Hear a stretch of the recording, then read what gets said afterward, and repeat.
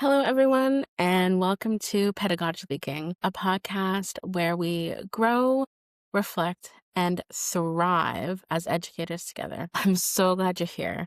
I'm your host, Ilana Huffer, an inclusive education teacher, mentor, and someone who has spent years walking alongside educators through the highs, the lows, and all of those precious, precious moments in between.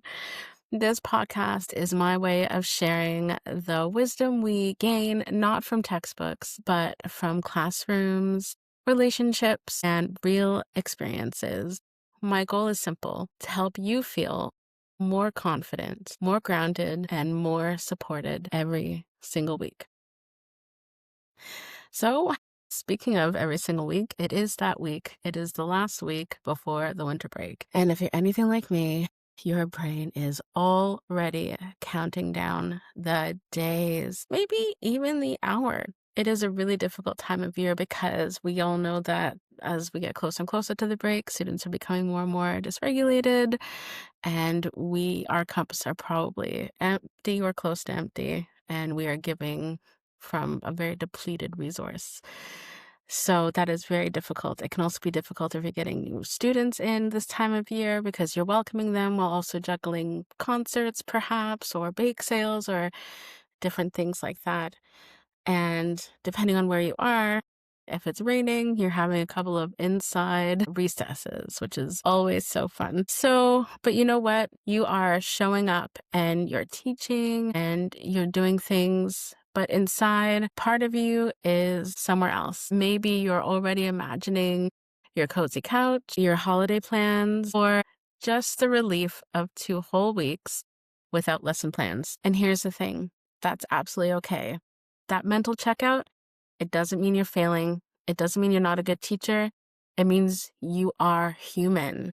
You've been pouring so much into your students, into your colleagues. You've been giving a lot to admin, the school community, parents, also your classroom. And now your brain is telling you it needs a break. I'm sure your whole body is telling you that too. Oh my gosh, my family is at home sick this week. I've managed to only have to take one day off of work. It's been brutal. It's funny because since COVID, we've all thought we learned, don't go to work when you're sick. But what do you do when you don't have sick days? And there's winter concerts and you have to be here after school and there's meetings and everything. So there's just so much going on. And I hope that you are healthy. And if you're sick, then I hope you are feeling better very, very soon. And I do hope that you don't get sick during your break because you need a rest. So this episode is for the part of you that feels guilty for already being gone in your head. We're going to talk about why this is completely normal, why it's not a flaw, and how you can carry yourself through the final days of the term with compassion for yourself as well as the students. So let's talk about why so many of us feel like our brains are already on break. This isn't laziness. It's biology. December is cognitively exhausting. I'm waking up and it's dark. I'm getting to work and it's dark. And honestly, if I'm leaving at 4 o'clock, it's dark. If it rains, I'll still go outside if I can during a break, even if it's just for 10 minutes. But it's already exhausting, even just weather-wise. Every day, we're also juggling lesson plans, student emotions, grading, meetings, assessments, report cards, learning updates, as well as trying to maintain some semblance of joy in the classroom and in our lives. That's a lot for anyone. And that's just at work. You still have to try to find joy after school and on the weekends, and time for your family and time for yourself. And then there's so much more expectations on us, both at work and in our personal lives in December. So honestly, by now, our brains are anticipating rest. Think of it like your nervous system saying, hey, slow down. We've been at this for months. And especially here in Canada, we started the 2nd of September. We're in week 16. It's been a long time. Like if this had been like a 14-week term or even 15 weeks, my family would have been fine. I mean, we'd be sick during the break, but this 16-week term is really a lot. And honestly, mental checkout is your brain's way of preparing for that break. It's not quitting. It's not failing. it's surviving. You might notice yourself daydreaming about your couch, your family, the holidays, or even just the absence of an alarm clock. Not that I need an alarm clock because I have a child. And if you've got a kid that sleeps in, I'm jealous. Yeah, I'm waking up. There's no need for the alarm clock. But it's your brain just giving you permission to step back. And that is more than okay. I want you to take a moment to notice where your mind is right now. Are you fully present in your classroom? Or has your brain already wandered to the holidays? No judgment, just notice it.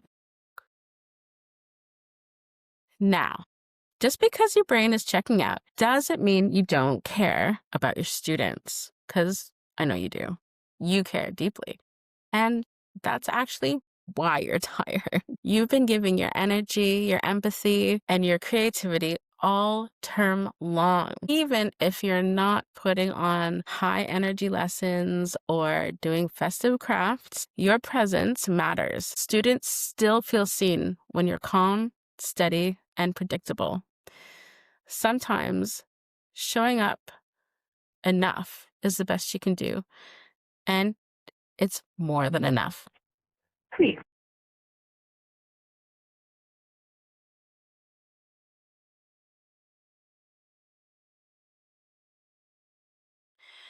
And you just need to ask yourself, what does showing up look like today?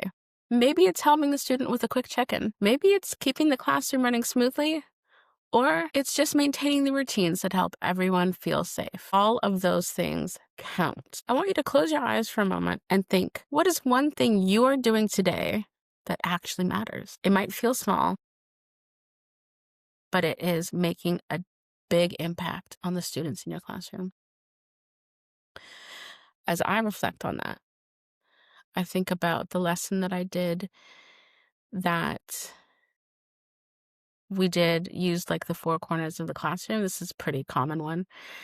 And it was, what was it? It was strongly agree, not for me, and and it was because it was an indoor recess and we needed something kind of start us off and also just like to move around. And I was really impressed. I just gave a couple of instructions, like we're not touching other children and we're not bumping into other children and we're not running and we're not bumping into the desks. And it went really well. We ended up doing it for longer. And then later on, we did it for a math warm up as well. I put 4 different numbers and I had equations. And so I had them on a PowerPoint and I said them out loud, so I have the visual as well. And it was just really great because they were helping each other out, which is what I want. Students learn so much from themselves. I think sometimes we get so worried that we need to be teaching, but a lot of the times we need to sit back and let the students show us what they know and let the students learn from each other. I think that's so important. I think one of the most important things is to keep your lessons the same if you can, but try to make learning more like texturized, so having different kind of things that students can actually like physically touch and hold to use in lessons. Roll and read a word, depending on where you're at with your students. Obviously, the snowball one is like great when you have all the questions, written down, math questions, or I like to read a story and have comprehension questions on there, and the kids throw them around and grab it and they have to answer it, or even just like question and answer ones, right? And everyone has to find, their partner. Like I think keeping it the same but kind of adding movement I think helps, because then for me everything still seems like a routine, and for the students it's still a routine, but they're getting more of their kind of energy out, and so we're having more of that, just like movement that is meaningful movement, if you will. And obviously outside as much as you can when it's nice out, I think is also really important if you can do that. I always really like writing sight words out or doing sentence structure outside with chalk whenever you can, if it's not raining or snowing. But just I think doing things that you feel comfortable like or strong in, and like seeing how you can add an element of movement or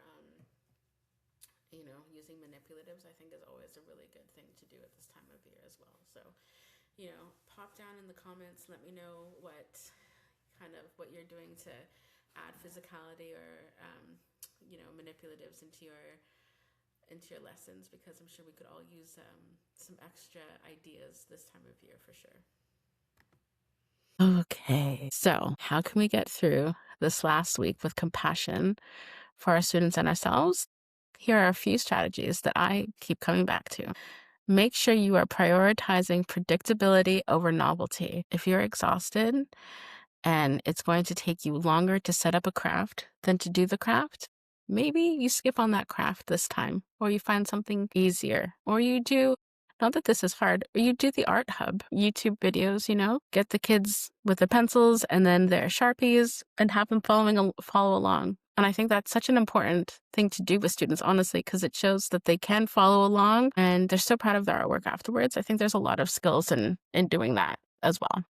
I think another reason is you're exhausted, and you know what? The students are tired too. They don't need surprises. They need routines. Predictable days actually create common safety.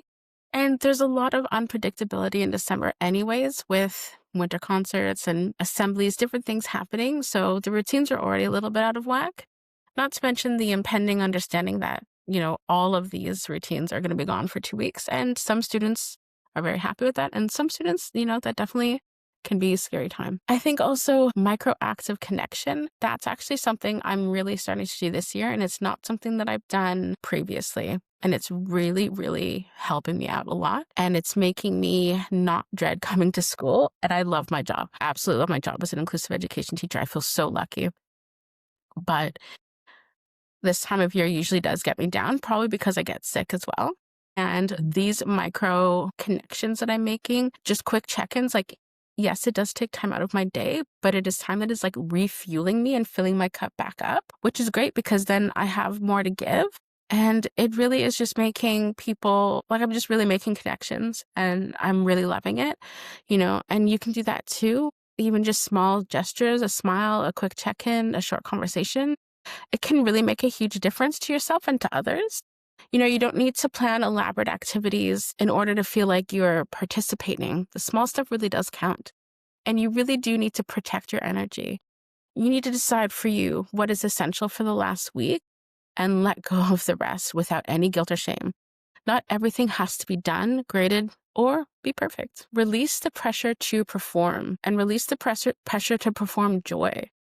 December is not about a highlight reel of cute crafts or Instagram-worthy activities. Calm, steady presence is really what everyone needs, including yourself. And I think one of the most important things to do is to notice and name your feelings, which actually this week I've been doing a lot of. We all know that anger isn't actually like anger stems from feeling frustrated or feeling sad or different things like that, right? And so I've been really good at that. I mean, it's only Wednesday. But for 2 days being I'm feeling really sad about this. I'm so angry because I'm so sad I could cry. And I think that's been really important for me too, because it's meaning that I'm not getting stuck in an anger loop. I'm talking about how I feel tired or anxious or guilty or impatient, and I think naming those feelings out loud, either quietly to yourself or to someone else, really does reduce their weight. And, bonus points when you say it to someone else and they're like, me too. And then you don't feel so bad because you do realize that it normalizes it, right? So I just want you to take a deep breath and think about one small act that you can do today that honors your energy and still allows you to show up for your students.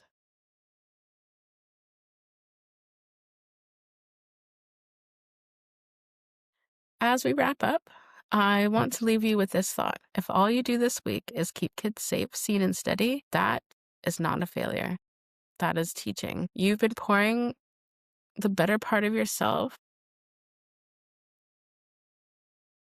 into others for months. It's time to pour a little into yourself. Your mental checkout is your brain's way of saying it's okay to rest. Take a deep breath, give yourself permission. Your students will still feel that you care for them, even if you're not performing at your 100% energy. You are more than enough. You've done everything so well, and rest is exactly what you need to return to the next term refreshed, rejuvenated, and ready to continue the amazing work that you do. So I'm just going to ask you to close your eyes for a moment, breathe in, breathe out, let yourself rest, even while you're still at work, because you have earned this pause. I hope you have a wonderful, restful, joyful break. I hope you have the break that you want, and I hope that you come back rested and recharged. Have a healthy break, enjoy yourself, and next term is only 10 weeks. And when you think about the fact that this term was 16 weeks, I don't know, that kind of seems manageable. After week 1, we'll be in single digits. So, yeah, super excited for that. All right. Enjoy yourselves, everybody.